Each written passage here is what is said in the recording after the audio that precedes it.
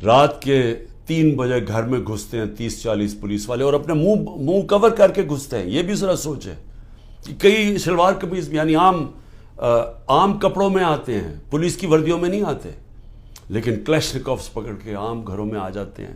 وہاں بچے ہوتے ہیں, وہ کئی بچوں کے اوپر کیا گزرتی ہے وہ جب دیکھتے ہیں.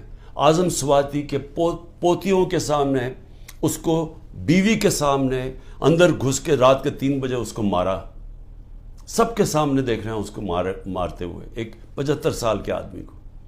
اور صرف اس کی غلطی تھی کہ طاقتور بادشاہ سلامت کے اوپر ایک ٹویٹ کر دی کہ باجوہ صاحب شکریہ آپ نے NRO 2 دیا ان چوروں کو, اس کے اوپر. یعنی یہ حال ہے یہاں کہ سینیٹر کو بھی نہیں بخشا, وہ آدمی جو اپنی کمائی کر کے باہر سے پاکستان آتا ہے اس کو بھی نہیں بخشا. یہ بھی نہیں دیکھا کہ اس کی بیوی تھی, اس کے پوتے تھے, ان کو بھی نہیں دیکھا. سب کے سامنے مارنا شروع کر دیا اور پھر جا کے ننگا کر کے ٹارچر کیا. یہ صرف ایک طاقتور دہشت پھیلا رہا ہے. اور وہی طاقتور جب وہاں جاتا ہے کہ یورپ کے اندر, تو وہاں جب اس کو کچھ کہتا تو چپ کر کے ایسے کر کے معصوموں کی طرح بیٹھ جاتا ہے. یہاں کیونکہ طاقت کی حکمرانی ہے تو یہ جو مرضی چاہے کر سکتے ہیں. تو اس کا اعظم سواتی کے علاوہ جو لوگوں سے کیا جا رہا ہے, میں کتنی مثالیں دیتا ہوں لوگوں کے گھروں میں گھس کے جو کرتے ہیں. لیکن جو عورتوں سے کرتے ہیں, یہ میں ابھی تک مجھے اس کی میرا ذہن مانتا نہیں ہے کہ ہمارے معاشرے میں عورتوں سے کیسے کوئی کر سکتے ہیں. اور یعنی میرے اوپر آپ اچھا کیسز ذرا سنیں, اب کیسز کیا ہے عمران خان کے اوپر. میں بتا بیٹھا ہوں کہ جی کیسز یہ ہیں 9 میں, سب کو پتہ ہے کہ 9 میں پکڑ کے مجھے انہوں نے جیل میں بند کر دیا. میں تو 3-4 دن مجھے پتہ ہی نہیں کیا ہو رہا تھا, کیونکہ مجھے نظر بند تھا. مجھے تو کوئی ٹی وی نہ خبریں نہ موبائل فون. وہ جب میں سپریم کورٹ میں پہنچا تو اس سے پہلے مجھے وکیلوں نے تھوڑا سا بتایا اور پھر چیف جسٹس صاحب نے بتایا. وہ پہلی دفعہ مجھے پتہ چلا کہ ہوا کیا ہے. اور مجھے تب بھی پوری سمجھ نہیں آئی کہ اس کے پیچھے کیا ہم کر سکتے تھے, کیا ہوا, کچھ انتشار ہوا, کون سے ہمارے لوگوں نے جا کے توڑ پھوڑ جلایا. وہ تو مجھے آہستہ آہستہ پتہ چلا کہ ہوا کیا. اور پتہ چلا کہ پورا پلان بنا ہوا تھا. یہ پلان کے تحت فالس فلیگ آپریشن, یعنی پہلے وہ اس طرح مجھے اٹھایا اور اس کے بعد پھر پہلے پتا تھا کہ ریاکشن آنا, اور اس سے یہ جو جلانا گھرانا اور یہ کیا, اور اس کی آڑ کے اندر سارے لوگوں کے اوپر بند کر دیا اور میرے اوپر کیسز کر دیے. میں جب جیل میں ہوں تب میرے اوپر کیسز کرنے شروع کر دیے کہ جی میرے کہنے پہ ہوا سب کچھ.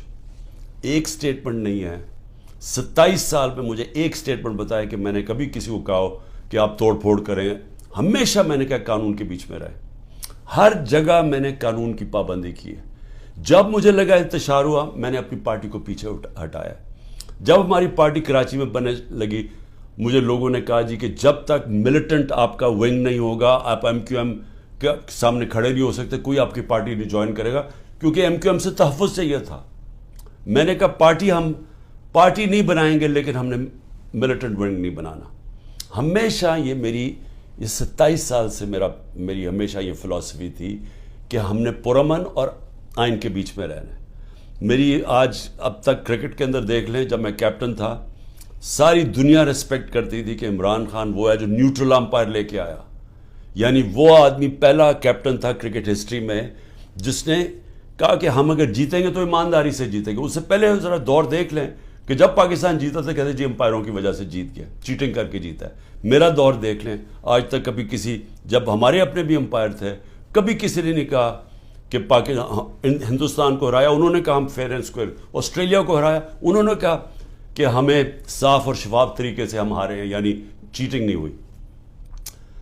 تو میں یہ جو کہہ رہا ہوں کہ کیسز میرے اوپر آپ ذرا سن لیں کیا کیسز ہیں کہ جی میرے دہشت گردی, ایک کوئی مظاہرہ ہوتا ہے الیکشن کمیشن کے باہر, میں گھر میں بیٹھا ہوں میرے اوپر دہشت گردی کا پرچہ ہو گیا. اسی طرح میں جب جیل میں ہوں اور مجھے کیا پتا تھا کیا ہو رہا ہے, وہ میرے اوپر دہشت گردی کے پرچے ہو گئے.